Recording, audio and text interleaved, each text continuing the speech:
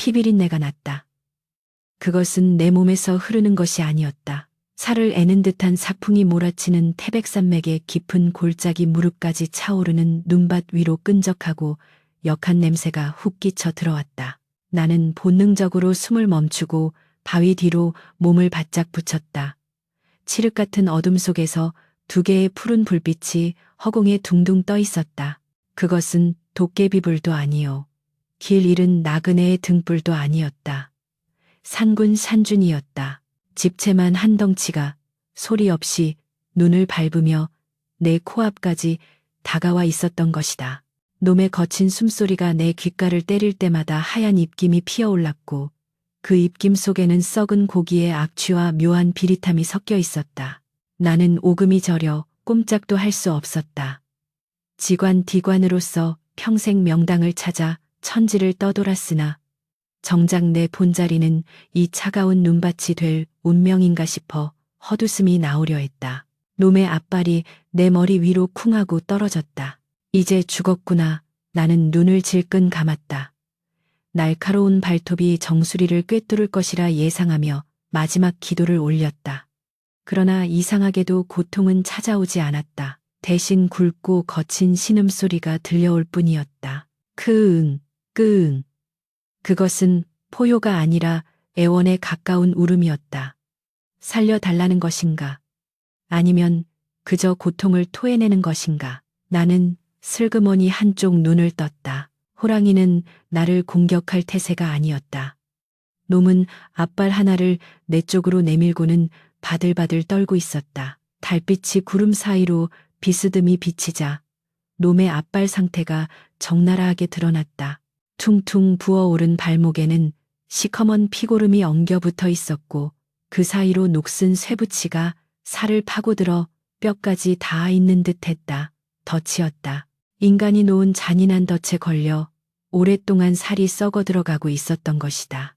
나는 덜덜 떨리는 손으로 가슴팍을 움켜쥐었다. 도망쳐야 한다는 이성은 다리가 움직이지 않게 만들었고 도와주어야 한다는 묘한 연민은 심장을 요동치게 했다. 평생을 땅의 기운을 읽으며 살아온 나 박달수였다. 땅이 아프면 맥을 짚어 침을 놓듯 혀를 질러 주어야 하고 생명이 아프면 그 고통을 덜어주어야 하는 것이 자연의 이치임을 누구보다 잘 알지 않는가. 놈의 눈을 보았다. 그 거대한 황금색 눈동자에는 살기가 아닌 깊고 처절한 슬픔이 고여 있었다. 마치 나를 알아보는 듯했다. 인간아, 네가 묶은 매듭은 아니나 네가 풀 수 있지 않느냐 라고 말하는 것만 같았다. 나는 마른 침을 삼켰다. 호랑이 굴에 들어가도 정신만 차리면 산다 했던가.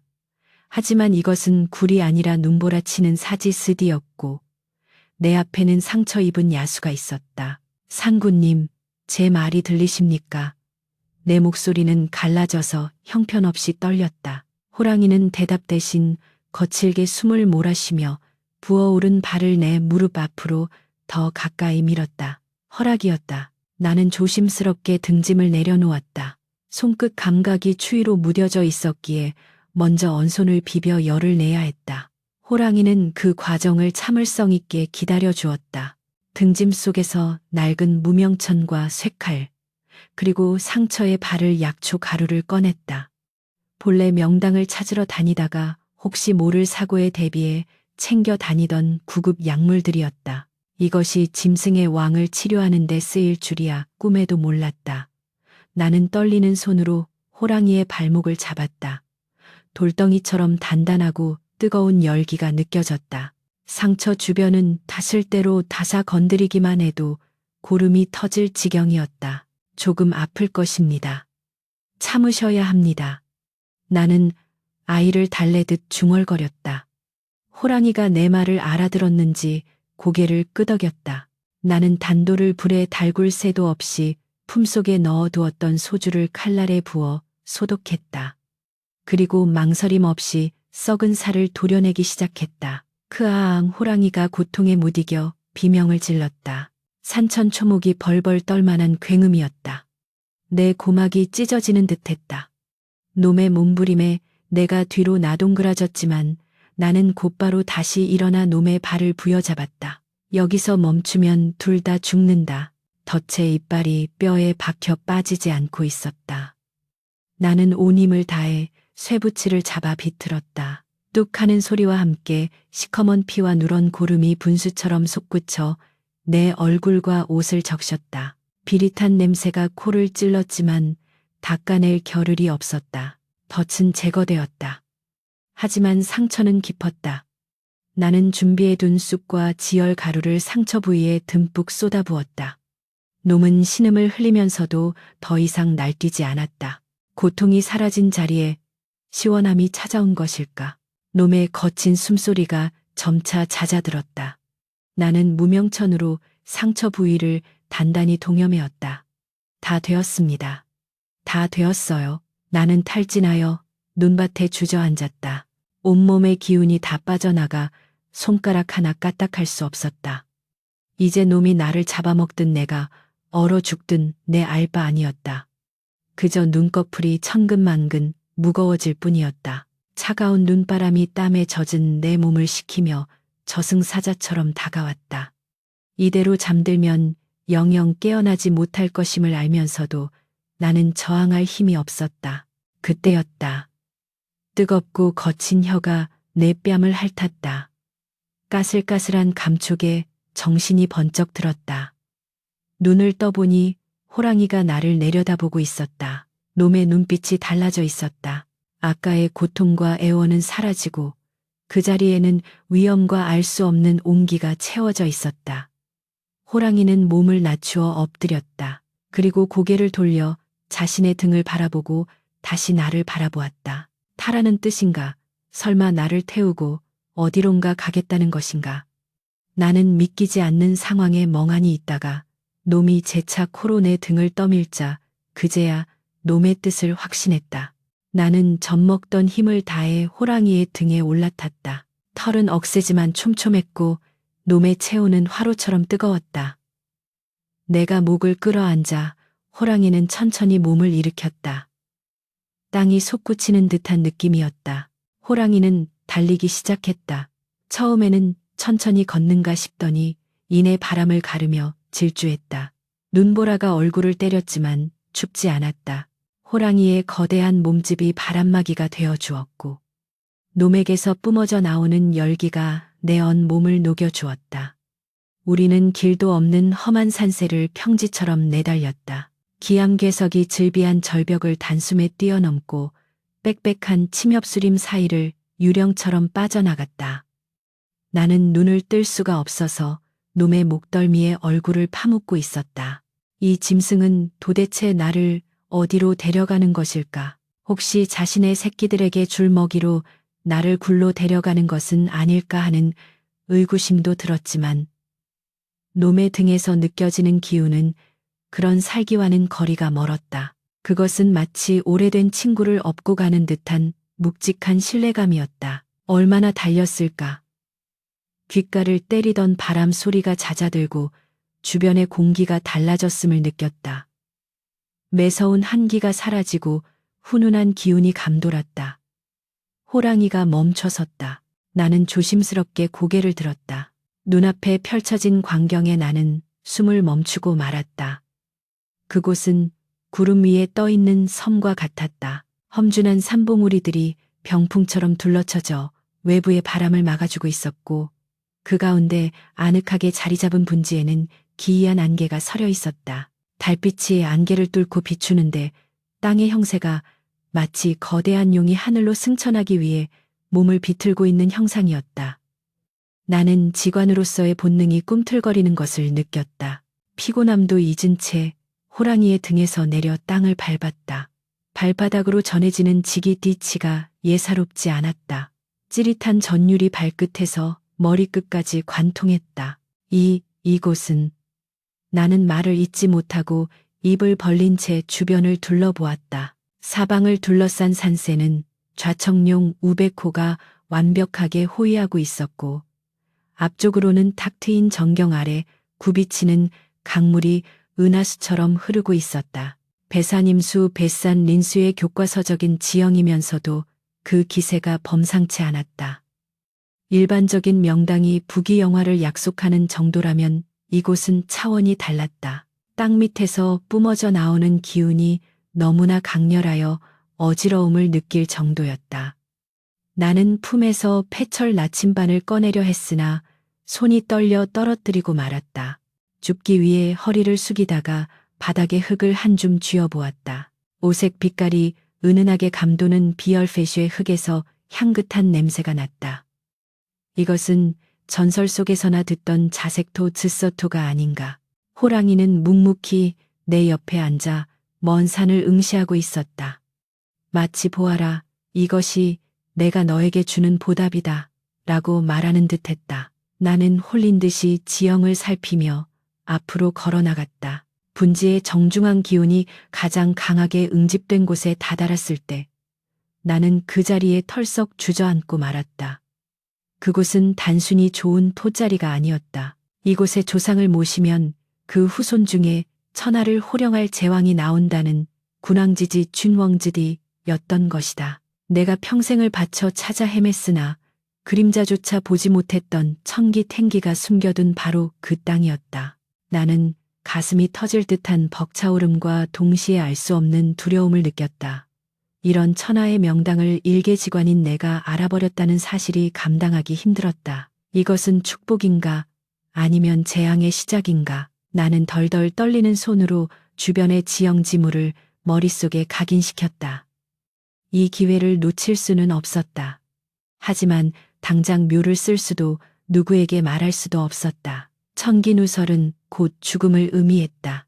나는 주변을 두리번거리다 말라 죽은 소나무 가지 하나를 꺾어 그 혈자리 한가운데 깊숙이 꽂아두었다. 표식이었다. 나중에 다시 찾아오리라 다짐하며 흙으로 살짝 덮어 위장했다. 호랑이는 그 모든 과정을 조용히 지켜보고 있었다. 내가 작업을 마치고 몸을 일으키자 호랑이는 다시 나에게 다가와 등을 내밀었다. 이제 돌아가야 할 시간이라는 뜻이었다. 나는 다시 호랑이의 등에 올랐다. 내려가는 길은 올라올 때보다 훨씬 빠르게 느껴졌다. 산 아래 마을 어귀에 도착했을 때는 이미 동이 터오고 있었다. 희미한 여명이 밝아오자 호랑이는 나를 내려주었다. 놈은 한 번 뒤를 돌아 나를 빤히 쳐다보더니 바람처럼 산속으로 사라져버렸다. 눈밭에 남겨진 거대한 발자국만이 지난밤의 일이 꿈이 아니었음을 증명해주고 있었다. 나는 멍하니 서서 멀어지는 호랑이의 뒷모습을 바라보았다. 내 주머니 속에는 피 묻은 무명천 조각이 들어있었고 내 가슴 속에는 천하를 뒤흔들 비밀이 심어져 있었다. 그러나 나는 그때까지 알지 못했다. 호랑이가 점지해준 이 명당이 내 운명을 얼마나 가혹하게 비틀어 놓을지, 그리고 인간의 탐욕이 얼마나 무서운 것인지를. 마을로 내려오는 내내 다리가 후들거렸다. 밤새 겪은 기이한 체험과 추위, 그리고 긴장이 풀리면서 온몸에 열이 오르기 시작했다. 나는 비틀거리는 걸음으로 내 오두막집을 향해 걸었다. 집 앞에는 아내가 걱정스러운 얼굴로 서성이고 있었다. 여보, 아니 몰골이 이게 뭐예요? 피가. 아내는 내 옷에 묻은 호랑이의 피를 보고 기겁을 하며 달려왔다. 나는 아내를 안심시킬 힘조차 없었다. 아니요. 내 피가 아니요. 나 좀 눕게 해주구려. 나는 그대로 마루에 쓰러졌다. 정신이 혼미해지는 와중에도 내 머릿속에는 오직 그곳 붉은 눈 속에 파묻힌 황금빛 땅의 형상만이 뚜렷하게 떠올랐다. 그날 이후 나는 며칠을 꼬박 알아누웠다. 열병에 시달리면서도 나는 헛소리로라도 그 장소를 발설하지 않으려 입술을 깨물었다. 하지만 소문은 발없는 말이 되어 천리를 가는 법이다. 내가 피투성이가 되어 산에서 내려왔다는 소문, 그리고 무언가 대단한 것을 보고 왔다는 뜬 소문이 마을 사람들 입을 타고 돌기 시작했다. 그리고 그 소문은 불행하게도 관아의 탐욕스러운 현감 조대감의 귀에까지 들어가고 말았다. 조대감, 그는 겉으로는 인자한 척하나 속은 시커먼 늑대와 같은 자였다. 오래전부터 영모를 꿈꾸며 제왕의 찻자리를 찾아 눈에 불을 켜고 다니던 그에게 나의 수상한 행적은 먹잇감 냄새와도 같았을 것이다. 몸을 추스르고 일어난 지 얼마 되지 않아 관아의 포졸들이 들이닥쳤다. 박달수 현감 나으리께서 너를 찾으신다. 당장 동원으로 가자. 포졸들은 다짜고짜 나를 오랏줄로 묶었다. 아내와 어린 자식들이 울며 매달렸지만 그들은 몽둥이로 내 가족을 내치고 나를 끌고 갔다. 나는 직감했다. 호랑이가 살려준 목숨이 이제 인간의 손에 의해 위태로워졌음을. 끌려가는 내내 나는 태백산 쪽을 바라보았다. 산군은 알고 있었을까? 자신이 보여준 그 땅이 피바람을 몰고 올 것임을. 동원마당에 내동댕이 쳐진 나를 내려다보는 조대감의 눈빛은 며칠 전 숲속에서 마주친 굶주린 짐승의 눈빛보다 더 섬뜩하고 탐욕스러웠다. 내 놈이 박달수냐? 조대감이 느릿하게 물었다. 그의 손에는 옥으로 만든 부채가 들려 있었지만 그 부채 끝은 마치 칼날처럼 나를 겨누고 있었다. 듣자 하니 네가 산속에서 범상치 않은 곳을 다녀왔다지. 내 놈 옷에 묻은 짐승의 피냄새가 아직도 진동을 하는구나. 그는 코를 킁킁거리며 비릿한 미소를 지었다. 나는 고개를 조아리며 아무것도 모른다고 발뺌하려 했다. 하지만 조대감은 이미 모든 준비를 마친 상태였다. 여봐라, 저놈의 주둥이가 무거우니 가볍게 만들어 주어라. 그리고 저놈의 집을 샅샅이 뒤져서라도 단서를 찾아내라. 그의 명령이 떨어지자마자 형틀에 묶인 내 다리 위로 몽둥이가 떨어졌다. 의학 비명과 함께 뼈가 부서지는 듯한 고통이 전해졌다. 하지만 육체의 고통보다 더 끔찍한 것은 그가 내 가족을 인질로 잡고 있다는 사실이었다. 말해라, 천하의 명당을 보았지. 그곳이 어디냐? 조대감의 고함 소리가 귓전을 때렸다. 나는 입을 꾹 다물었다. 말하면 죽는다. 나도 죽고 그 땅에 묻힐 자격 없는 자가 들어가면 나라가 망한다. 하지만 말하지 않으면 내 처자식이 죽는다. 진퇴양난의 위기 속에서 문득 산속에서 호랑이의 상처를 치료하던 순간이 떠올랐다. 그때 나는 살기 위해, 그리고 살리기 위해 썩은 살을 도려내는 선택을 했다. 지금도 선택을 해야 했다. 탐욕의 눈먼 저자에게 가짜를 던져주고 진짜를 지킬 것인가? 아니면 끝까지 버티다 모두 파멸할 것인가? 나의 머릿속에서 치열한 싸움이 시작되었다. 지하 감옥의 바닥은 얼음장처럼 차가웠다. 찢어진 살점 사이로 스며드는 한기는 뼈마디를 갉아먹는 듯했고 코끝을 맴도는 곰팡이 냄새와 피비린내는 정신을 혼미하게 만들었다. 형틀에서 내려져 축 늘어진 육신은 이미 내 것이 아닌 것만 같았다. 의식이 가물거리는 와중에도 정강이 뼈를 짓누르던 둔탁한 통증은 끈질기게 나를 현실로 잡아끌었다. 어둠 속에서 쥐들이 찍찍거리는 소리가 들려왔고 천장에서 떨어지는 물방울 소리가 마치 내 남은 수명을 카운트하는 시계추처럼 규칙적으로 귓가를 때렸다. 나는 멍하니 허공을 응시했다. 눈을 감으면 그날 밤 호랑이의 등에서 보았던 그 신비로운 명당의 형세가 잔상처럼 떠올랐다. 구름을 뚫고 솟아오른 주산의 위용, 어머니의 품처럼 아늑하게 감싸 안은 좌청룡 우백호, 그리고 그 사이를 흐르던 생기 넘치는 물줄기. 그것은 인간의 탐욕이 닿아서는 안 되는 성역이었다. 하지만 지금 내 현실은 시궁창이었다. 일어났느냐? 천하의 명당을 보았다는 박달수야. 쇠창살 너머로 비릿한 웃음소리가 들려왔다. 현감 조대감이었다. 그는 화려한 비단옷을 입고 뒷짐을 진 채 나를 내려다보고 있었다. 옥조리 횃불을 들이대자 그의 얼굴에 드리운 그림자가 기괴하게 일렁였다. 그의 눈빛은 굶주린 승냥이의 그것과 다를 바가 없었다. 아니, 오히려 짐승보다 더한 사악함이 서려 있었다. 짐승은 배가 부르면 사냥을 멈추지만 인간의 탐욕은 끝이 없는 법이니 말이다. 그는 혀를 차며 내 참혹한 몰골을 훑어보았다. 내 놈의 그 고집도 참으로 대단하구나. 뼈가 으스러지는 고통 앞에서도 입을 열지 않다니. 허나 네가 간과한 것이 있다. 나는 내 놈의 육신을 부수는 것보다 더 재미있는 방법을 알고 있단다. 조대감이 손짓하자 옥졸 하나가 무언가를 들고 다가왔다. 그것을 보는 순간 내 심장이 덜컥 내려앉았다. 낡은 비녀였다. 내 아내가 시집 올 때 친정어머니께 물려받아 평생을 보물처럼 여기던 달고 다른 은비녀였다. 나는 비명을 지르려 했으나 목에서 쉰 소리만 새어 나올 뿐이었다. 놈은 그 비녀를 내 눈앞에서 빙글빙글 돌리며 즐거워했다. 니처의 비명 소리가 참으로 구성지더구나. 자식 새끼들은 또 어떻고, 아비 잘못 만난 죄로 관노비로 팔려가 평생 짐승만도 못한 삶을 살게 될 테니 이 얼마나 가슴 아픈 일이냐. 나으리, 제발, 가족만은. 나는 바닥을 기어가 쇠창살을 부여잡고 애원했다. 손톱이 빠질 듯 아팠지만 느낄 겨를이 없었다.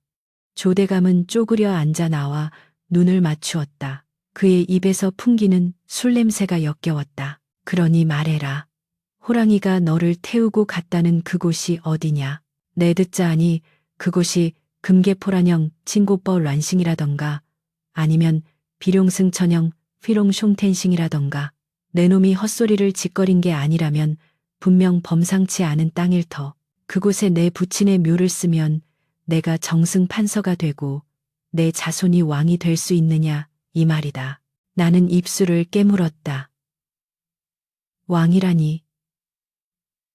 영모를 꿈꾸는 자가 분명했다. 그런 자가 그 천하의 명당을 차지하게 된다면 나라에 피바람이 불고 백성들이 도탄에 빠질 것은 불을 보듯 뻔한 일이었다. 하지만 당장 내 처자식의 목숨이 경각에 달려 있었다. 직관으로서의 양심과 가장으로서의 책임감이 내 안에서 격렬하게 충돌했다. 그때 문득 떠오르는 생각이 있었다. 호랑이가 점지해준 그 땅. 그곳은 주인이 따로 있었다. 덕이 없는 자가 그 땅을 차지하려 들면 땅이 그를 거부하고 재앙을 내린다는 풍수지리의 철칙. 그렇다면 내가 굳이 막지 않아도 하늘이 심판하지 않겠는가? 아니 그보다 더 확실한 방법이 있었다. 진짜와 아주 흡사하지만 실은 멸문지와 맨몬지와를 부르는 흉지숑디로 그를 유인한다면 내 머릿속이 빠르게 회전하기 시작했다. 평생을 산을 타며 보아온 수많은 땅들이 주마등처럼 스쳐 지나갔다. 개중에는 겉보기엔 화려하고 기세가 좋으나 실상은 도끼가 서린 땅들이 덜어 있었다. 특히 태백산 줄기 어딘가에 보아두었던 오공토여령 우공투셰싱, 즉 진해가 피를 토하는 형상의 땅이 떠올랐다. 그곳은 겉으로 보기엔 용이 꿈틀거리는 듯 역동적이나 땅 밑에는 수맥이 얽혀 시신을 썩게 하고 자손을 미치게 만드는 절명지 잼밍디였다. 일반인의 눈에는 아니 웬만한 직관의 눈에도 구별하기 힘든 곳이었다. 나는 떨리는 숨을 내쉬며 결단을 내렸다. 놈을 그곳으로 데려가리라. 내 가족을 살리고 천기를 지키며 동시에 악인을 심판할 수 있는 유일한 길은 그것뿐이었다. 아, 알겠습니다. 말씀드리겠습니다. 내가 힘겹게 입을 떼자 조대감의 눈이 번들거렸다. 그는 옥졸에게 횃불을 더 가까이 대라고 손짓하며 귀를 기울였다. 그곳은 구름을 뚫고 닿아야만 볼 수 있는 금계가 알을 품은 형세입니다. 다만 워낙 산세가 험하고 기운이 세어 보통 사람은 근처에만 가도 다리가 풀려 주저앉는 곳입니다. 제가 직접 안내하지 않으면 결코 찾을 수 없습니다. 오호 금계포란이라 황금닭이 알을 품었으니 자손만대 부귀영화가 끊이지 않을 명당 중의 명당이 아니더냐. 그래 내 그럴 줄 알았다. 호랑이가 아무 놈이나 태우고 다닐 리가 없지. 조대감은 무릎을 치며 기뻐했다. 그의 탐욕스러운 웃음소리가 감옥 안에 메아리쳤다. 나는 속으로 피눈물을 삼키며 그를 노려보았다. 웃어라 실컷 웃어두어라. 그 웃음이 통곡으로 바뀌는 날이 머지않았으니 당장 이놈을 풀어주고 씻겨라. 그리고 의원을 불러 상처를 돌보게 해라. 내일 날이 밝는 대로 산행을 떠날 것이니 차질이 없도록 하라. 조대감은 신이 나서 옥사를 빠져나갔다. 옥졸들이 들어와 나를 부축해 일으켰다. 오랏줄이 풀리고 감옥 문이 열렸지만 내 마음의 옥죄임은 더욱 강해졌다. 나는 비틀거리는 걸음으로 감옥을 나섰다. 며칠 만에 보는 밤하늘이었다. 차가운 달빛이 내 얼굴을 비추었다. 저 달은 그날 밤 호랑이와 함께 보았던 그 달과 같을진데 내 처지는 천양지차였다.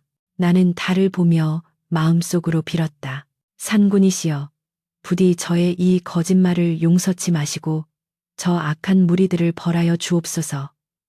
그리고 부디 제 가족을 지켜 주옵소서. 다음 날 아침 관아 마당은 떠들썩했다. 조대감은 마치 전쟁터에 나가는 장수처럼 요란하게 행차 준비를 마쳤다. 수십 명의 장정들이 짐을 꾸렸고 가마꾼들은 대기하고 있었다. 나는 죄인의 신분이었으나 명당을 안내해야 할 귀한 몸이라 하여 말한 필이 배정되었다. 물론 도망치지 못하도록 내 허리에는 밧줄이 묶여 있었고 그 줄 끝은 험상뉘는 포졸의 손에 들려 있었다. 대문을 나서기 전 나는 조대감에게 간청했다. 나으리 떠나기 전에 제 처자식의 안위를 확인하게 해주십시오. 그들이 무사한 것을 보아야만 발길이 떨어질 것 같습니다. 조대감은 귀찮다는 표정을 지었으나 혹여 내가 딴 마음을 먹을까 싶어 고개를 끄덕였다. 잠시 후 옥사 구석진 방에서 아내와 아이들이 끌려 나왔다. 며칠 사이 반쪽이 된 아내의 얼굴을 보자 가슴이 미어지는 듯 했다. 아이들은 겁에 질려 울음조차 터뜨리지 못하고 있었다.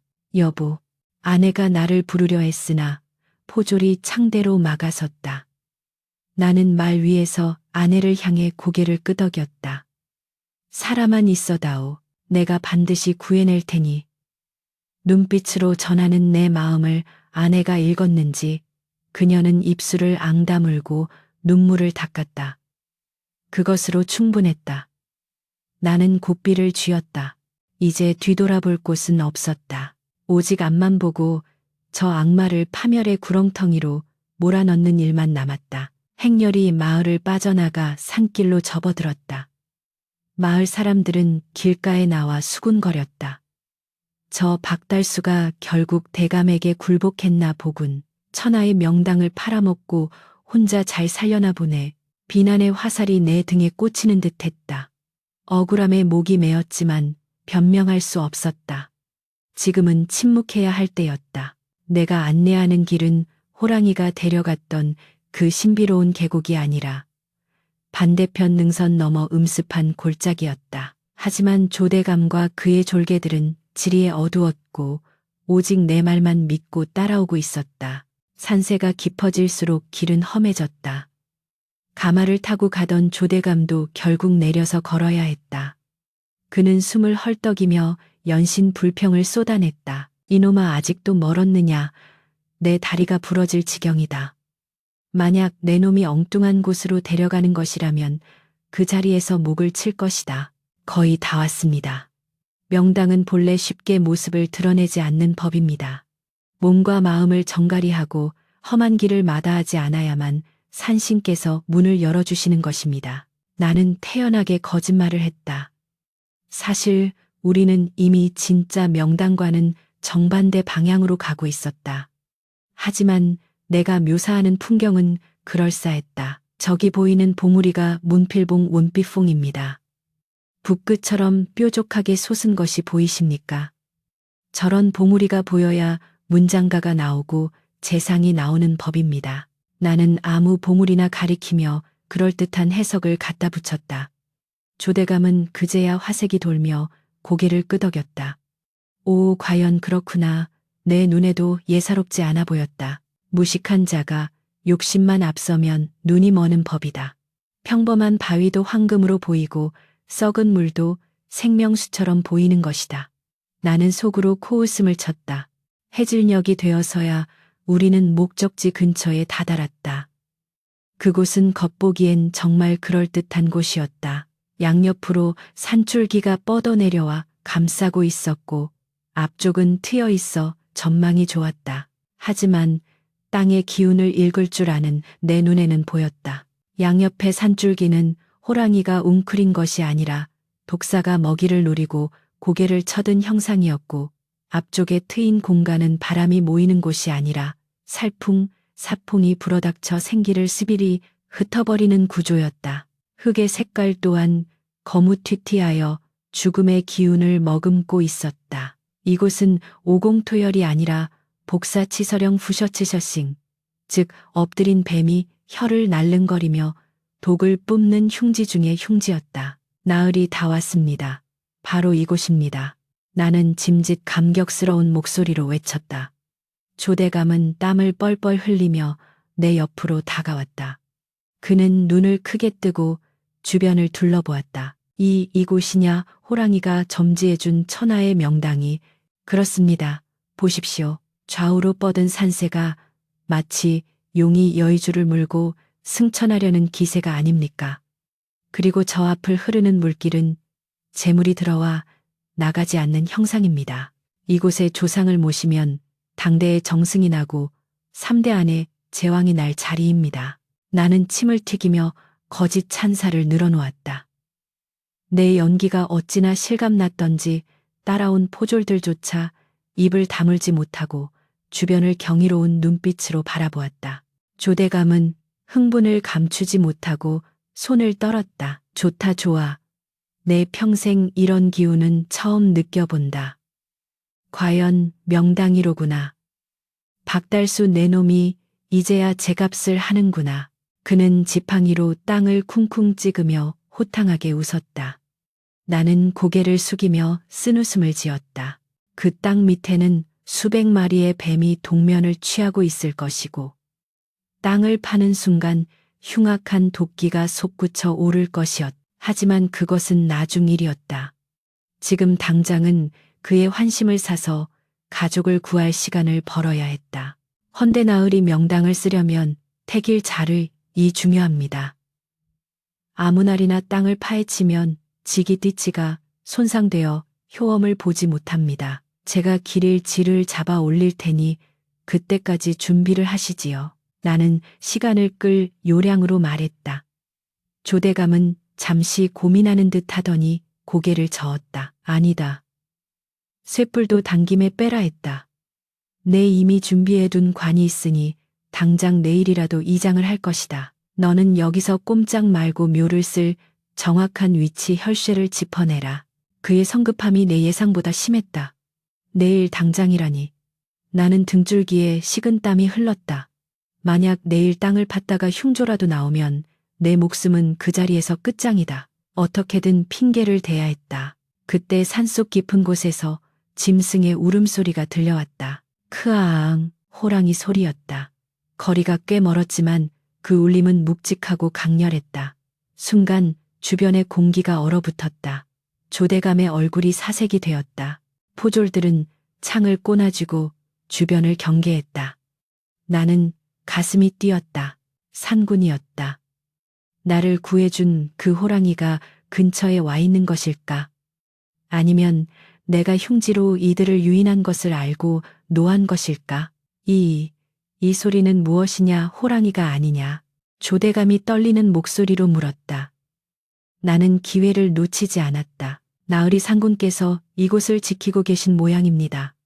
본래 큰 명당에는 영물이 살며 주인을 기다리는 법입니다. 상군이 노하지 않게 하려면 정성을 다해 제를 올리고 허락을 구해야 합니다. 함부로 땅을 건드렸다가는 큰 화를 입을 수 있습니다.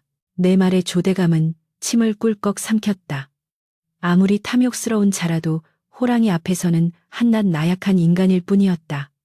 그는 눈알을 굴리며 계산을 하는 듯 했다. 명당을 차지하고는 싶으나 호랑이 밥이 되기는 싫은 것이다.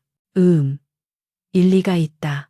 좋다. 오늘은 날이 저물었으니 산 아래 임시 거처에서 묵고 내일 날이 밝는 대로 성대하게 제물을 차려 상군에게 고한 뒤 작업을 시작하겠다. 너는 오늘 밤 이곳에 남아 혈자리를 정확히 표시해 두어라. 포졸들이 너를 감시할 테니 딴 생각은 말거라. 조대감은 결국 산을 내려가기로 결정했다. 그는 자신의 안위가 최우선인 비겁한 자였다. 포졸 2명을 남겨두고 일행은 서둘러 하산했다. 어둠이 짙게 깔린 산속에 나와 포졸 둘만이 남겨졌다. 차가운 바람이 불어왔다. 나는 그제야 한숨을 돌릴 수 있었다. 하루를 벌었다. 하지만 이 하루 동안 나는 완벽한 가짜 혈자리를 만들어야 했다. 진짜처럼 보이지만 파면 팔수록 재앙이 쏟아져 나올 그 자리를. 나는 패처를 꺼내 들고 어둠 속을 서성였다. 포졸들은 모닥불을 피우고 앉아 나를 감시하고 있었지만 호랑이 울음소리에 겁을 먹었는지 바짝 긴장해 있었다. 나는 그들의 시선을 피해 숲을 사이를 뒤적였다. 그리고 마침내 찾아냈다. 겉흙은 부드럽고 윤기가 흐르지만 조금만 파내려가면 시퍼런 안반이 나오고 그 틈새로 썩은 물이 고여있는 최악의 흉열 슌쉐를. 여기다. 나는 나뭇가지로 그 자리를 표시했다. 손이 떨려왔다. 이것은 직관으로서 해서는 안 될 짓이었다. 남의 집안을 망하게 하는 자리를 잡아주는 것은 살인이나 다름없는 업보였다. 하지만 내 머릿속에는 오직 하나 감옥에 갇힌 아내와 아이들의 얼굴뿐이었다. 용서하십시오. 이 업보는 제가 죽어서 지옥에 가서라도 다 받겠습니다. 허나 지금은 악을 멸하기 위해 독을 쓸 수밖에 없습니다. 나는 눈을 감고 기도를 올렸다. 그때 숲을 너머에서 부스럭거리는 소리가 들렸다. 포졸들이 아니었다. 나는 숨을 죽이고 그쪽을 바라보았다. 어둠 속에서 푸른 안광 두 개가 나를 응시하고 있었다. 상군이었다. 놈은 소리 없이 다가와 나를 지켜보고 있었다. 놈은 알고 있을까? 내가 지금 무슨 짓을 꾸미고 있는지. 놈의 눈빛은 비난하는 것 같지 않았다. 오히려 슬퍼 보였다. 아니 어쩌면 나를 위로하고 있는지도 몰랐다. 인간의 욕심이 너를 이렇게 만들었구나. 호랑이는 잠시 머물다 다시 어둠 속으로 사라졌다. 나는 그 자리에 주저앉아 소리 없는 오열을 토해냈다. 밤은 깊어가고 흉지 위로 불길한 붉은 달이 떠올랐다. 내일이면 이곳에서 탐욕의 제전이 벌어질 것이다. 그리고 그 끝은 파멸일 것이다. 나는 흙 묻은 손으로 눈물을 닦으며 다짐했다. 이 연극을 완벽하게 끝마치리라고. 날이 밝았으나 해는 보이지 않았다. 산허리를 휘감은 안개는 마치 거대한 구렁이가 밀리를 틀고 있는 듯 음산했고 축축한 습기, 머금은 바람은 살갗을 파고들어 오싹한 한기를 남겼다. 나는 오들오들 떨며 구덩이 앞에 서 있었다. 눈앞에서는 조대감이 동원한 인부들이 곡괭이질을 해대고 있었다. 영차 영차 그들의 거친 숨소리와 흙 파는 소리가 정적을 깨뜨렸지만 내 귀에는 그 소리가 마치 땅속에 잠들어 있던 악령들을 깨우는 노크 소리처럼 들렸다. 흙이 한 삽, 두 삽 퍼 올려질 때마다 비릿한 흙냄새와 함께 역겨운 유황 냄새가 희미하게 피어올랐다. 그것은 명당에서 나오는 향기로운 생기 성취가 아니라 썩은 물이 고인 웅덩이에서나 맡을 법한 사기스치였다. 하지만 탐욕의 눈이 먼 조대감의 코에는 그 악취가 맡아질 리 만무했다. 그는 뒷짐을 지고 구덩이를 내려다보며 연신 흡족한 미소를 짓고 있었다. 보아라, 흙 색깔이 검푸른 것이 범상치가 않구나. 이것이야말로 제왕의 기운을 머금은 흑룡의 비늘색이 아니겠느냐. 그가 껄껄거리며 소리쳤다. 나는 속으로 비웃음을 삼켰다.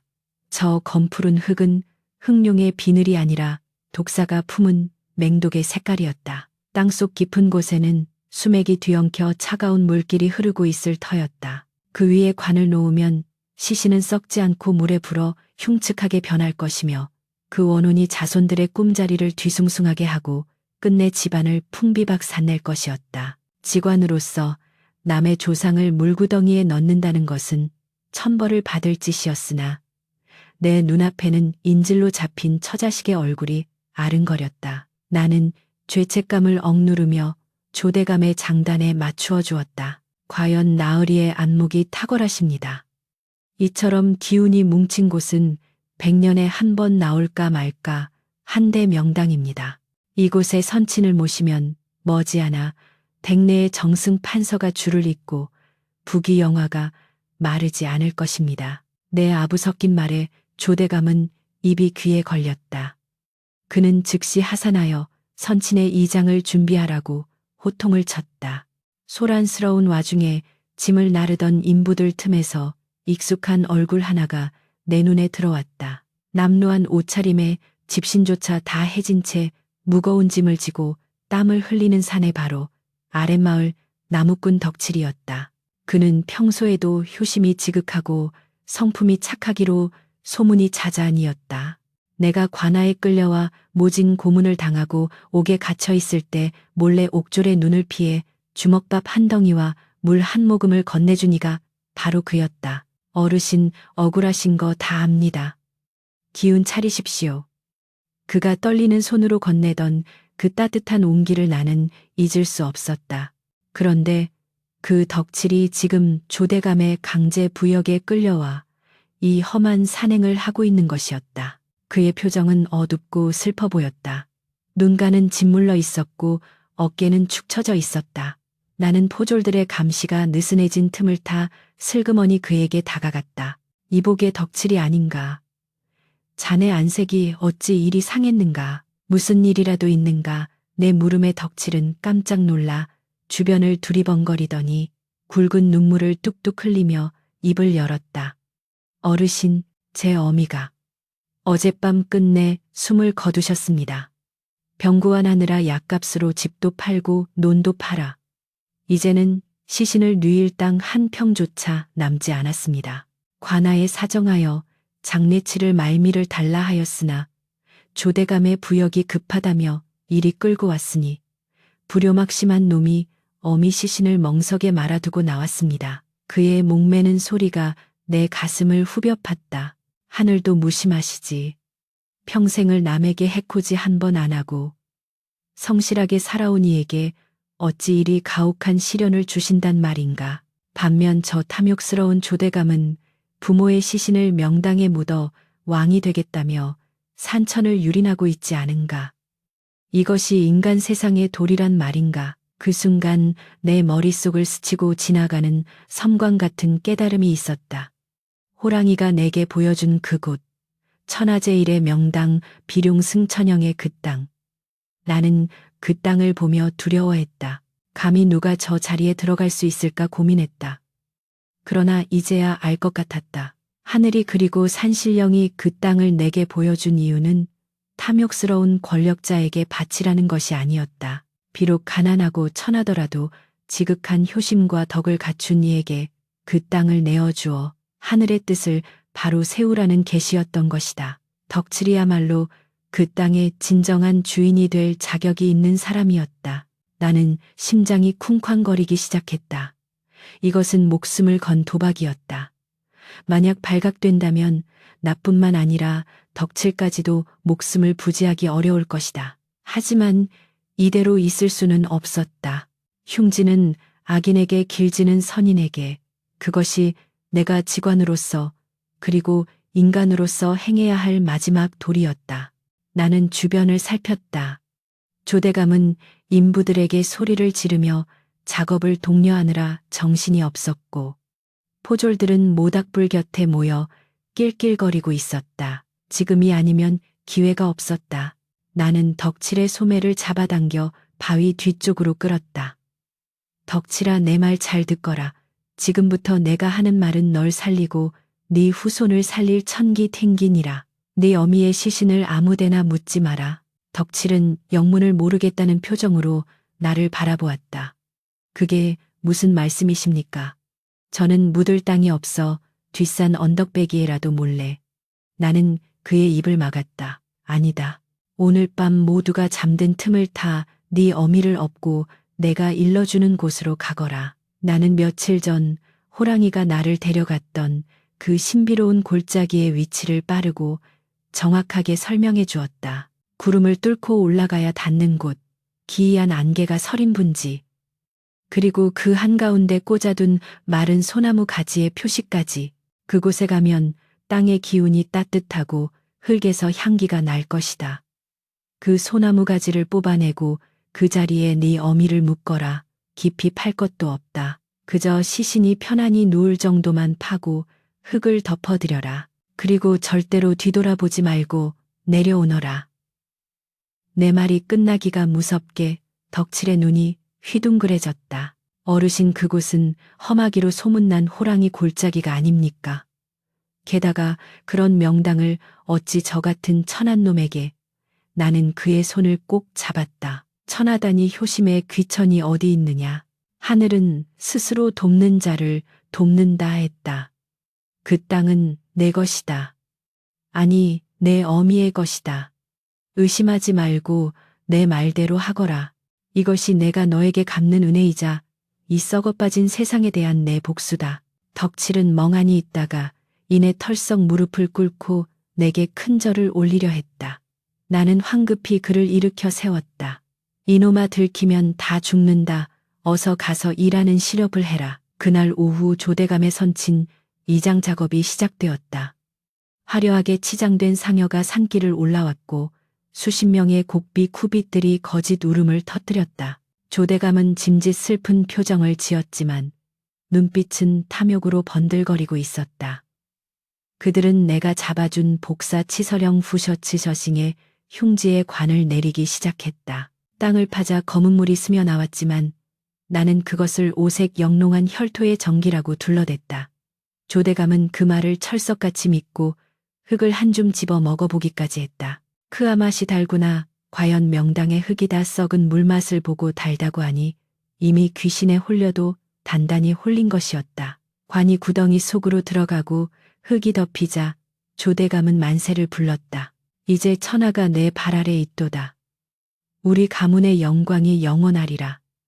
산울림이 그의 망상을 메아리쳐 주었다. 같은 시각 덕칠은 산 아래 마을에서 어미의 시신을 지게에 지고 있었다. 달조차 뜨지 않은 그님 밤이었다. 그는 조대감의 눈을 피해 마을 사람들의 눈을 피해 어둠 속으로 스며들었다. 내가 일러준 길은 험난하기 그지없었다. 가시덤불이 살을 찢고 발을 헛디디면 천길 낭떠러지인 길이었다. 하지만 덕칠은 멈추지 않았다. 어미의 시신이 행여나 다칠까 조심하며 한 걸음 한 걸음 피눈물을 삼키며 산을 올랐다. 등 뒤에서 들려오는 짐승의 울음소리가 공포스러웠지만 그는 이를 악물었다. 어머니, 조금만 참으세요. 따뜻한 곳에 뉘어드릴게요. 그의 땀방울이 핏방울처럼 흙길 위에 떨어졌다. 그것은 단순한 산행이 아니었다. 효셔라는 등불 하나의 의지에 운명의 어둠을 헤쳐나가는 고행이었다. 나는 조대감의 숙소 옆 헛간에 갇혀 밤을 지새우고 있었다. 잠이 올 리 없었다. 지금쯤 덕칠이 그곳에 도착했을까? 혹시 가다가 호랑이에게 변을 당하지는 않았을까? 온갖 걱정이 뇌리를 스쳤다. 그때 멀리서 천지를 뒤흔드는 호랑이의 포효 소리가 들려왔다.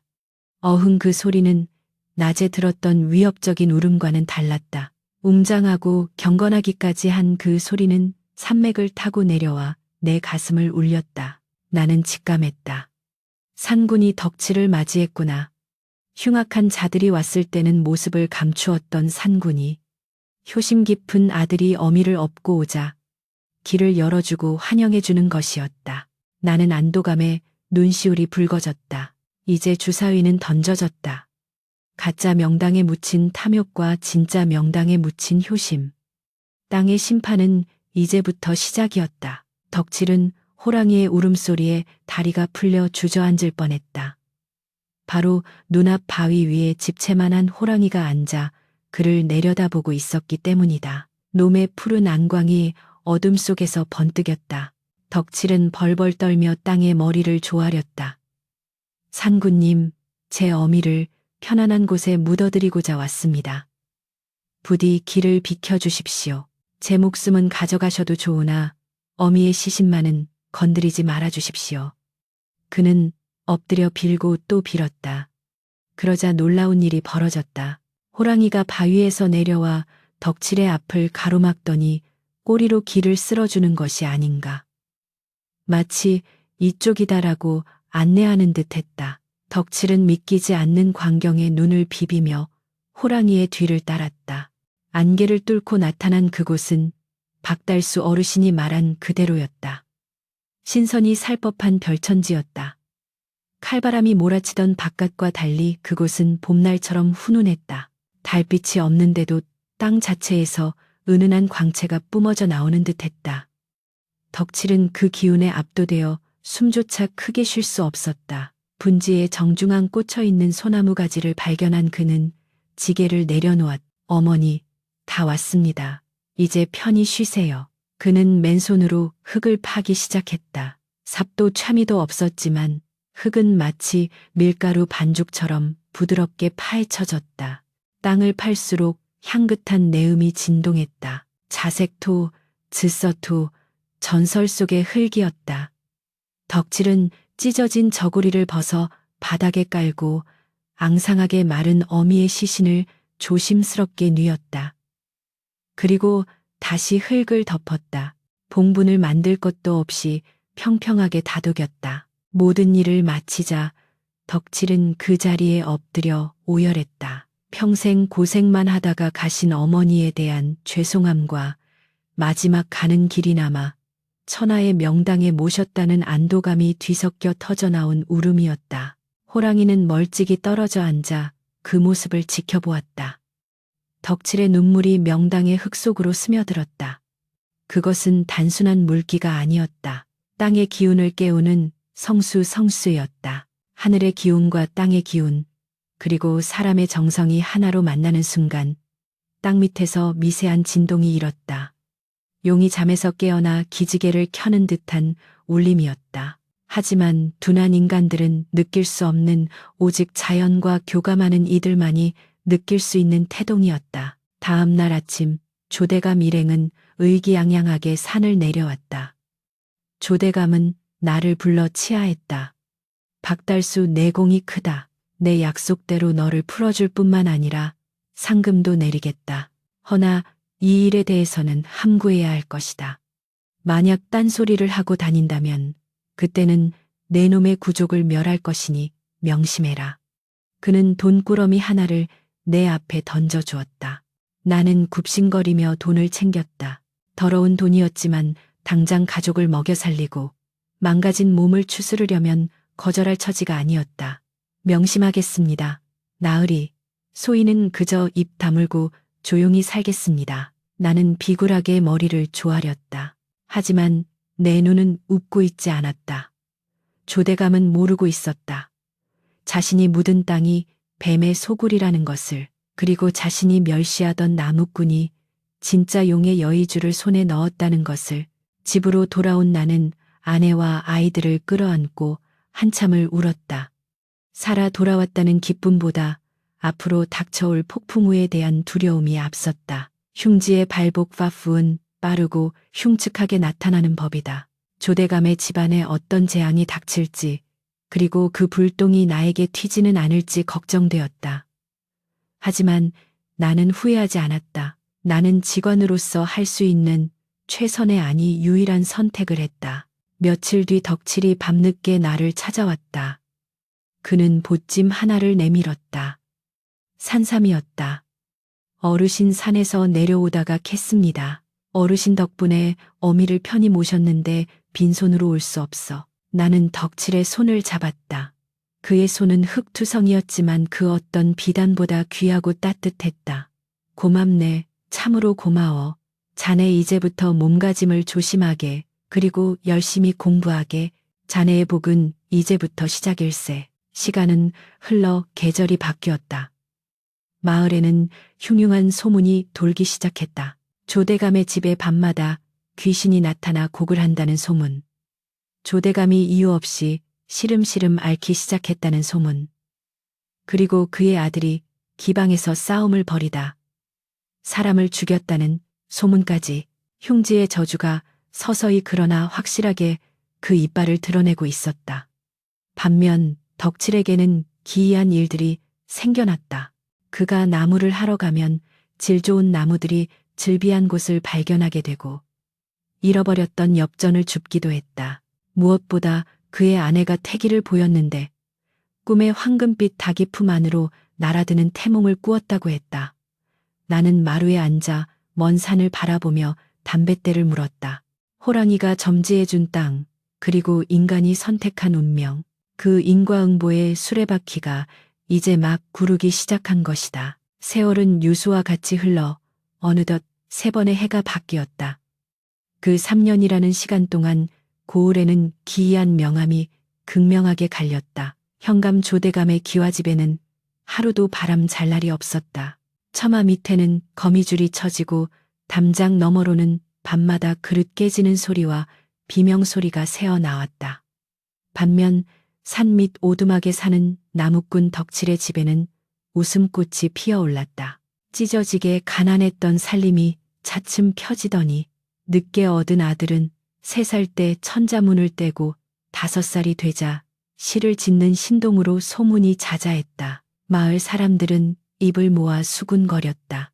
조대감네는 조상묘를 잘못 써서 망조가 들었고 덕칠이네는 조상 음덕을 입어 흥하고 있다고 말이다. 하지만 그 내막을 정확히 아는 사람은 오직 나 직관 박달수뿐이었다. 나는 매일 밤 잠자리에서 뒤척이며 다가올 파국을 예감하고 있었다. 흉지 숑디의 도끼는 이제 임계점에 다다르고 있었다. 어느 늦은 여름밤 장대비가 억수같이 쏟아지던 날이었다. 천둥 번개가 하늘을 찢을 듯 울부짖고 태백산 골짜기에 물이 불어 마을 어귀까지 넘실거렸다. 나는 방 안에 촛불을 켜두고 앉아 빗소리를 듣고 있었다. 그때 대문을 부술듯이 두드리는 소리가 났다. 박달수 이놈, 박달수 있느냐? 익숙한 목소리였으나 예전의 위엄은 온데간데 없고 광기와 공포에 젖은 목소리였다. 문을 열자 비에 흠뻑 젖은 조대감이 포졸들을 대동하고 서 있었다. 그의 몰골은 말이 아니었다. 눈은 노란이 들어갔고 피부는 뱀 허물처럼 거칠어졌으며 입가에는 거품이 맺혀 있었다. 그는 나를 보자마자 멱살을 잡고 흔들었다. 이놈 내놈이 나를 속였구나. 천하의 명당이라더니 그곳은 귀신 소굴이었다. 내 아들이 미쳐 날뛰고 있단 말이다. 그의 절규에 나는 올 것이 왔음을 직감했다. 나으리 진정하십시오. 무슨 일이십니까? 내가 짐짓 모른 체하며 물었으나 그는 내 뺨을 후려쳤다. 진정 지금 내 집구석이 쑥대밭이 되었는데 진정이라니. 며칠 전부터 장남놈이 헛것을 보더니 칼을 들고 식구들을 죽이겠다고 설치고 안 사람은 시름시름 앓다가 피를 토하고 쓰러졌다. 나 또한 밤마다 꿈에 수만 마리의 뱀이 내 몸을 칭칭 감고 목을 조르는 통에 잠을 잘 수가 없다. 이것이 내 놈이 말한 금계포란형의 발복이란 말이냐. 그의 눈동자는 붉게 충혈되어 있었고 동공은 풀려 있었다. 복사 치서령 부셔츠셔싱. 즉 엎드린 독사가 혀를 날름거리는 형상의 흉지가 드디어 그 본색을 드러낸 것이었다. 독사의 도끼두치가 묘를 통해 집안으로 흘러들어 사람들의 정신을 혼미하게 하고 육신을 병들게 만든 것이다. 나으리 그것은 터의 문제가 아니라 사람의 마음 문제일 수도 있습니다. 혹여 조상님께 소홀함은 없으셨는지 내가 변명하려 하자 조대감은 칼을 뽑아 내 목에 겨누었다. 닥쳐라. 더 이상 내 놈의 혀놀림에 속지 않는다. 지금 당장 선친의 묘를 파볼 것이다. 만약 그곳에 조금이라도 이상한 징조가 보인다면 내 놈의 목을 베어 선친의 제물로 바칠 것이다. 천둥소리가 콰르릉하고 울렸다. 나는 거부할 수 없었다. 억수같이 쏟아지는 빗속을 뚫고 우리는 다시 그 산을 올랐다. 횃불이 비바람에 위태롭게 흔들렸고 조대감의 거친 숨소리가 빗소리에 묻혀 들려왔다. 3년 전 부귀 영화를 꿈꾸며 올랐던 그 길은 이제 지옥으로 가는 형벌의 길처럼 느껴졌다. 묘소에 도착했을 때 나는 경악을 금치 못했다. 봉부는 이미 반쯤 허물어져 있었고 그 주변으로 검은 물이 콸콸 솟아나오고 있었다. 마치 땅이 피를 토해내는 것 같았다. 무엇보다 끔찍한 것은 냄새였다. 썩은 달걀 냄새와 비릿한 피 냄새가 진동을 하여 숨을 쉴 수가 없었다. 조대감은 그 광경을 보고 털썩 주저앉았다. 이게 뭐냐? 내 아버지가 똥물에 묻혀 계셨단 말이냐? 그는 넋이 나간 사람처럼 중얼거렸다. 포졸들도 코를 막고 뒷걸음질 쳤다. 나는 침착하게 말했다. 나으리 파보셔야 합니다. 그래야 원인을 알 수 있습니다. 사실 나는 확인 사살을 시키려는 것이었다. 그가 자신의 탐욕이 어떤 결과를 초래했는지 똑똑히 보게 하고 싶었다. 조대감의 고함에 인부들이 달려들어 봉분을 파헤치기 시작했다. 흙은 끈적거리는 진흙탕이 되어 있었고 삽질을 할 때마다 검붉은 물이 튀었다. 얼마 지나지 않아 관뚜껑이 드러났다. 그런데 관뚜껑 위로 무언가 꿈틀거리는 것들이 보였다. 인부 하나가 비명을 지르며 삽을 던지고 도망쳤다. 뱀이다. 뱀이 득실거린다. 횃불을 가까이 비추자 참혹한 광경이 드러났다. 관 주변에 수십 수백 마리의 독사들이 펠리를 틀고 엉켜 있었다. 놈들은 갑작스러운 빛과 소란에 놀라 쾌씩거리며 혀를 날름거렸다. 그야말로 복사치서령의 실체가 드러난 순간이었다. 뱀들은 관 틈새로 드나들며 마치 시신을 파먹고 있는 듯했다.